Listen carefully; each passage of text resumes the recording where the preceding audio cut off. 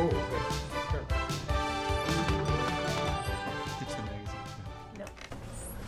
Welcome to Making Democracy Work, a monthly program on topics of community interest brought to you by the League of Women Voters. Today, we are going to talk about rail and its future. And we have with us Ikaika Hussey, who is the publisher of Summit Magazine and also very interested in rail, and Scott Wilson. Scott is an architect in private practice since 1993. He is past president of the AIA Honolulu and chaired the AIA Regional and Urban Design Committee from 2011 to 16. He was one of 6 speakers for a presentation on light rail at the Capitol in 2010 and was MC for a public forum for mainland rail experts discussing options for rail in July of 2017. Thanks for having us. So this got started off because I got an email from you, Scott, and it sounded like you've moved a step, and talk about the direction that you've moved. Actually, yeah, I've been involved with the rail project since about 2004, but obviously many major decisions have been made about rail, and it's being built, and as we know it, it appears to be at least built as far as Middle Street in a couple more years. So what got me thinking was recently Governor Ige and Mayor Caldwell talked to the press about the need to run the rail to UH, because we all know that that's a significant area of our traffic congestion. So at the same time, we've been hearing a lot of talk about sea level rise, climate change, and we've been seeing maps in which parts of our coastal Honolulu are inundated at high tide. So Should we look at one of those? yeah, let's see. By the city's own admission, they have done drawings, color-coded drawings of areas that will be flooded, and with that current map that you see, we have red zones and we have yellow zones and green Keep zones. the map up. And the green zones are the safe zones that do not get flooded. But the red and the yellow zones actually will be flooded. And if you look at that, the last 7 stations of rail are all basically underwater. That is, when people come down off of the elevated rail, they're going to be looking at 1 to 2 feet of water. So what use are those stations? So in combination with this new call to go to UH, we think it's time to rethink rail. And even if we just talk about realigning, changing the route so that it goes in the higher elevations of the city and ends up at UH, we think that would make a much better rail system. And Scott, this is in which time period? This is projected by the year 2050. So in about 30 years, these are the areas that will be flooded both by sea level going up and then also the groundwater being pushed up. Right. So at high tide, those areas are underwater. So this is the current tsunami evacuation zone, however. This is already the zone. This is the zone now for the tsunami. Okay, yeah, that's So that's then right. we have another one that you sent me. It's our Yeah. next visual that shows the sea level rise and groundwater inundation. There we go. Yeah, this is what we need to do. Okay, so this is a very specific map from the UH researchers. The upper map is showing the areas that are dark are the areas that will be flooded by just sea level rise, just ocean water alone. So those are obviously closest. But then when you combine ocean water rising and groundwater rising, the lower map is the one that's really going to impact. And basically, it's hard to realize exactly, but if you look at there's one strong line that's most inland, and that's Kapiolani Boulevard, that's running parallel with the coast and is all dark.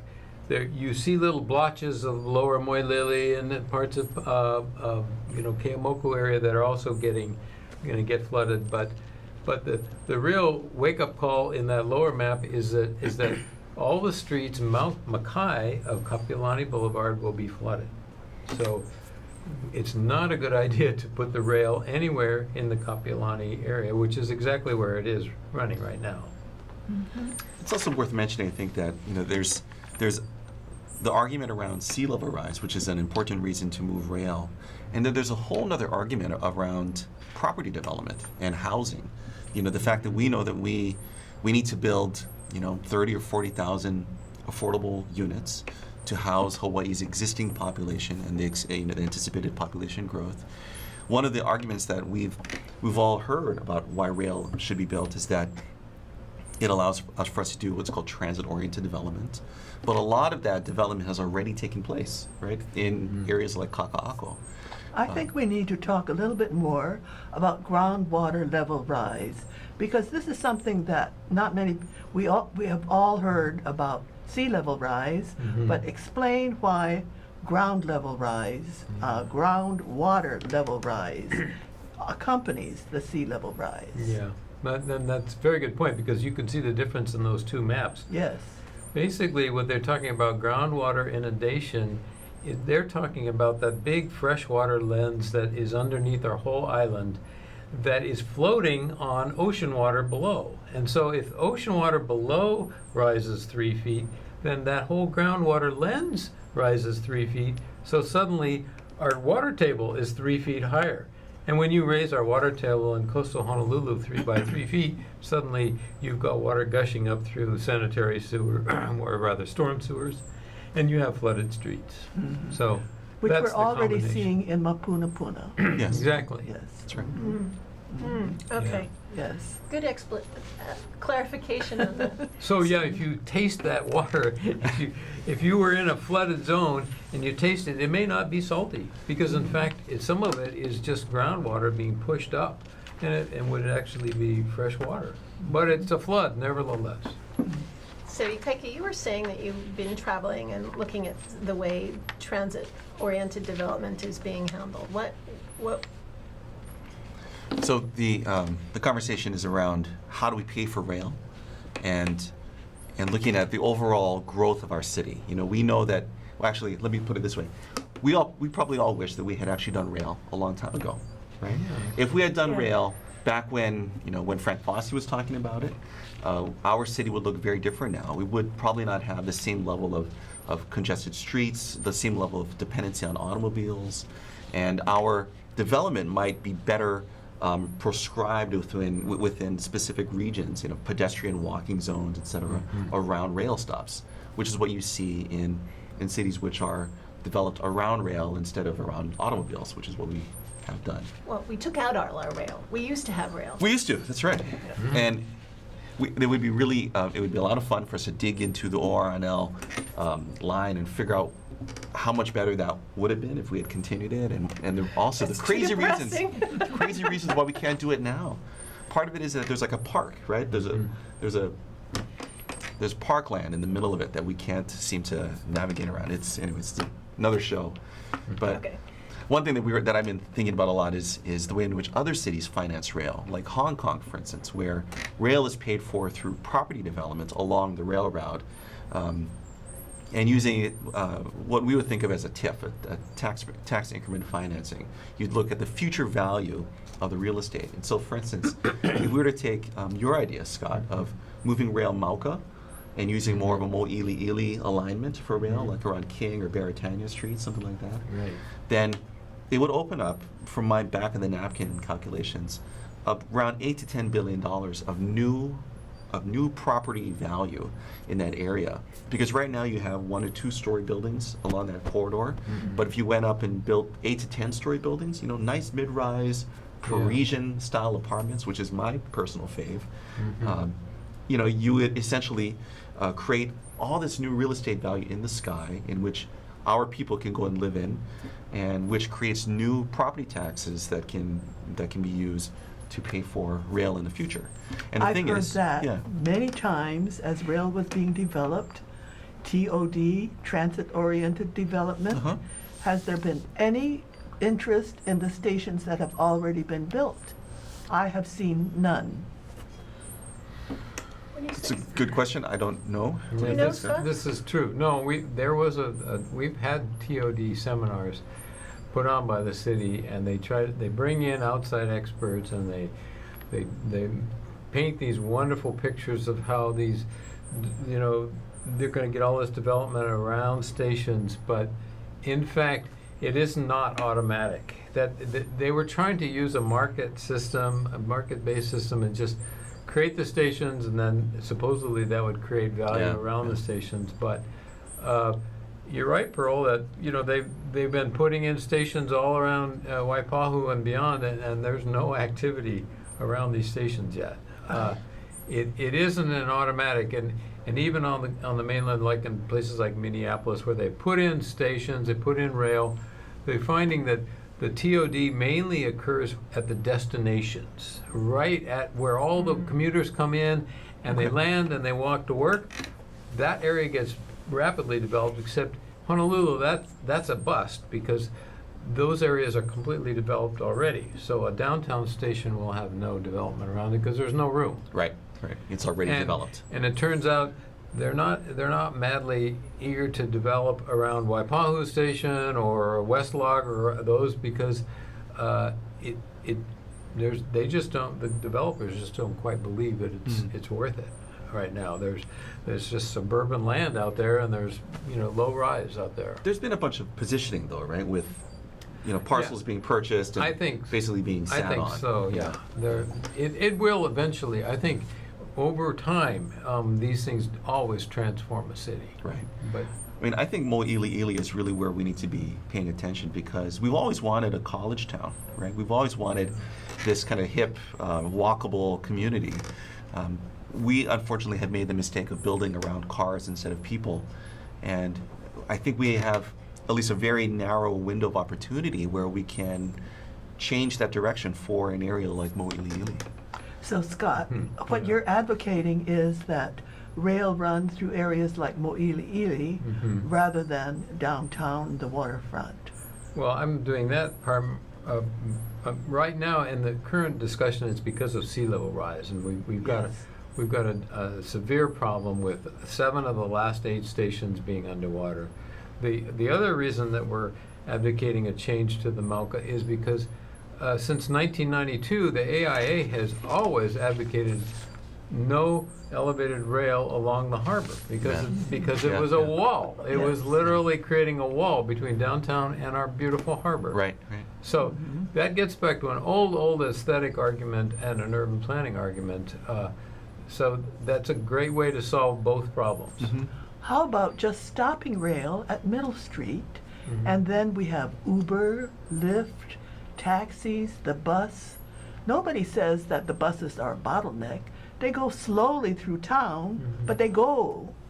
And so why not just stop through at Middle Street? That's a good, well, when you go back and look at the AIA's record, we did have a whole period where we just advocated stopping it. And then the special session of last fall really kind of upended that argument because the legislature gave away another $2.4 billion for construction beyond Middle Street. So basically, they gave the city almost a blank check to at least build this rail as it was designed to Ala Moana Center.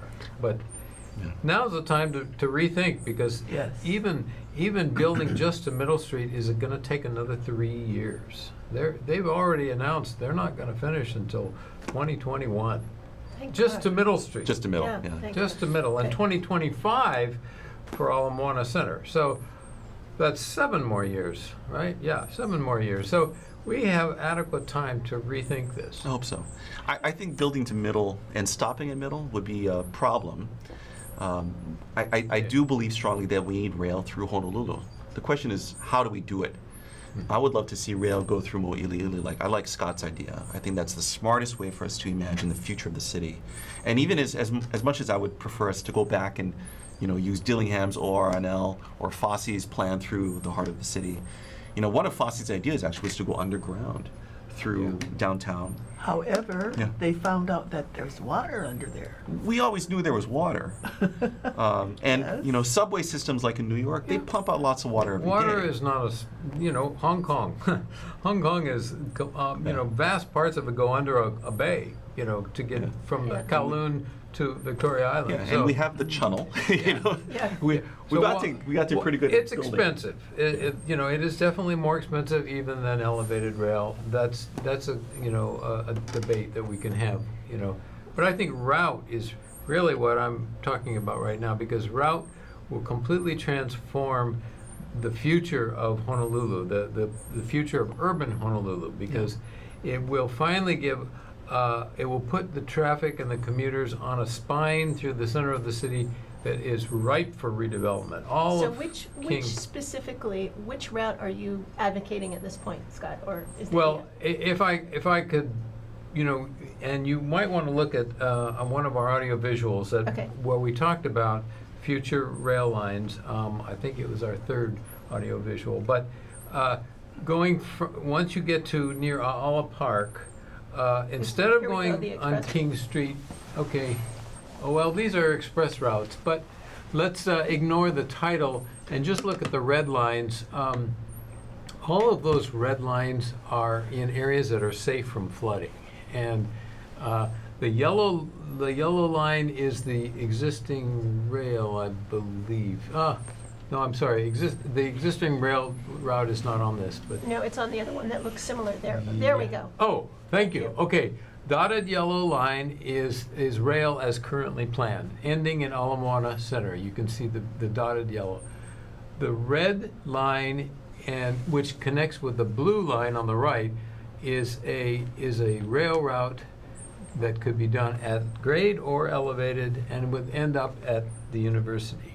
So this is a sort of a loop system, because we were talking street level rail. If you want to go elevated, then you can just take one line and it will be running on one street. But it can be either Beretania or King Street or even Yonge Street.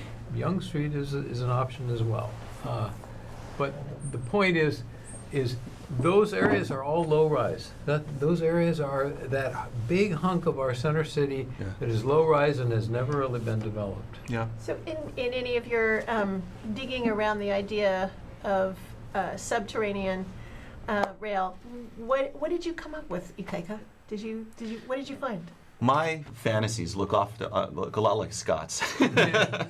I like the overall direction that you're proposing, Scott. It makes a lot of sense. Okay. And you're correct that by redeveloping, by building rail through the heart of the city, where I think the heart of the city should be, in Mo'iliili, it provides us the opportunity of redeveloping that area. Yeah, and I think the way we pay for rail, if we can't find an agreement between the city and the state, and of course the legislature for sure, I think we need to look at paying for it using the future real estate values in Mo'iliili. Didn't you say that there was a company, a Chinese company, that was interested in doing this? So there are, I know of one large international engineering firm that was interested in coming in and doing the entire thing. And by that I mean building rail, possibly underground through the heart of the city, and also redeveloping doing the property redevelopment, which would finance that work. From Middle Street? From Middle, yeah, essentially, yeah. Okay. Yeah. So in looking at those numbers, that they might have done some calculations. So does it look like there's enough air rights and developable value Yes. to go underground with the rail? Yeah. I mean, I've done Yeah. the back of the napkin stuff, and I'm not privy to what other companies are looking at, but I believe that there is sufficient future value to warrant that sort of investment. Yeah, just to mention another case, which would be Bangkok and the SkyTrain. That's right. That entire system, which is an elevated rail, was basically paid for by the developer Yeah. because they were given the rights to develop around each station. And I think Tokyo also, right? Tokyo is actually 3 private companies that. Yeah, Tokyo is it's such a complex system. Yeah. Maybe parts of it were done by developers, but, And Not too bad. SkyTrain is Vancouver, correct? well, yeah, SkyTrain is Vancouver. I'm sorry, I forget the name of the Bangkok elevated rail. I thought it was something like Yeah, I think it is something like SkyTrain. but Oh, that was put in quite quickly because there was one developer in charge of the whole thing, and and they were given rights around. so the each- the one that you're talking about is in Bangkok. Yes, All right. in And terms that of is a financing, very dense city. it's 8 million people, right? Yes. And so there's a separate theoretical discussion about, do we really deserve to have a subway system in a city that's less than 1 million people? Because Way less. many worldwide, you won't find that happening. It's gold plated. It's a fabulous concept, but where do you draw the line when a city is not that big and cannot grow that much bigger? We're the 11th largest state But in let's the talk United about States. urban We have Honolulu. 900,000 people in Honolulu. That's not counting the military. And we get 10 million tourists a year. However. No, but 10 million not at the same time. Right. Okay. Only But- 100,000 at a time. I don't know. Have you been to Ala Moana? It feels like they're here all at the same time. No, I Urban believe we're Honolulu. something like either the 25th or the 50th largest metropolitan area, but 11th largest in the United States. 11th. I mean, well, all right. Urban Honolulu, Hawaii Kai to Aiea, Pearl City, let's Right, say. yeah. Nowhere near 900,000. I would think about it in terms of quality of life for the people that are currently here. You know, whatever that number is, I know that if you live in Aiea or in Eva Beach, the experience of driving home and for the commute taking almost as many hours as you spent at the office, you know, that feeling of sitting there with the sun beating down at you through your windshield and basically spending all of your meals with your children in the car, it's a horrible experience. And the best thing we can do, I think, is to build for the future of our island. Take the city part out of it for a minute. Think about it in terms of our island. The island deserves to have this kind of infrastructure. I think that the key, like you said, Ikaika, is we should design a rail system that we really want. Has anybody told you, gosh, I really love Hart the way it is right now? No. There's hardly anybody with any enthusiasm, and yet we're putting out 8.3 billion. So my off-the-cuff remark is, if we're going to put out that many billions for a rail system, at least let's do something we like, Yeah. that we want, that we in our gut can say, this is really going to be good for the city, long term, 30 years from now, 50 years from now. Right now, ending at Ala Moana makes no sense, doesn't give anybody a sense of satisfaction, and I mean, I think the money is there. You gotta get that. I think there And is. I think as it's well. there. I think it's kind of a challenge to turn the system upside down and open it up to a developer. It's a huge legal battle, but Right. I think the money is there. We can have a GET extension, for another 20 years. If people really felt it was worth it, I think they'd say, "Great, let's do it. Yeah. Let's do it." But we need to modify the rail. We really need. The route needs to be modified. Then I'm happy to talk about what is the mode. Is it above ground? Is it below ground? I think that's a good discussion. Yeah. So what are the best channels at this point? And here we are in mid-September of 2018 to make any of this happen. Scott, heavy sigh. Well, it has to come from the state, the legislature, because we know the mayor has got his vision and he's going to go for it, and Hart just follows his orders. City council is having some misgivings, but right now they're still lukewarm about the rail. But I think it has to start with a public discussion, and I believe there's going to be a forum next month at the Capitol talking about sea level rise and what are the real implications, sea level rise and rail. Those two, when you mix those two, it's rather explosive. And the conclusion, we need to face it now, because sea level rise is probably going to come even faster than we've projected, because we keep hearing about new ingredients that are creating more climate change every day, and we keep reading that Antarctica is melting even faster than they expected. So I think the sooner we get real about sea level rise, the better. So who's putting on this discussion? It's a hooey of legislators in the House and in the Senate, and I can't give you exact names. They will And announce it. this program will be after that. If you say it's in the next month, Yeah. I don't think that we will be on air before that. Oh, so we're sort of time traveling. This is nice. Wow. Yes. We are in the So now future we have- right now. So let's pretend that we've already had the public forum. And it went really well. And we've all decided to move rail We underground. totally agree. And Malcolm. That's great. Wow, that was a good Wow. one. Yes. All right, so we're running out of time, and I forgot to introduce my co-host, Kaui Lucas, who will, in the future, be taking over this program. And thank you, Kaui. So I would like to ask our guest to summarize what we've talked about. Ikaika, you can go first. So thank you. Actually, I think that she's going to be taking over the program in the past. So I think if we zoom out for a bit and we look at the future of the island, what's the best thing for like the North Shore or for the windward side? And it really is for Honolulu to be as compact and as efficient and as economic as possible. And I think pursuing rail in the manner that you're suggesting, Scott, is the way to accomplish that goal. Okay, Scott, you want to summarize? Actually, if I could, I'm going to diverge a little bit rather than just rehash. Think about how the young generation, the millennials in that age, are gravitating to Kaka'ako. Have you noticed this? This is a magnet, and yet they can't even afford to live there. But I think what they're recognizing is a dense, high-density urban environment is exciting. Yeah, It actually absolutely. it brings all kinds of Yeah. new possibilities for networking, for meeting people, Yeah. for having lots of shops and living.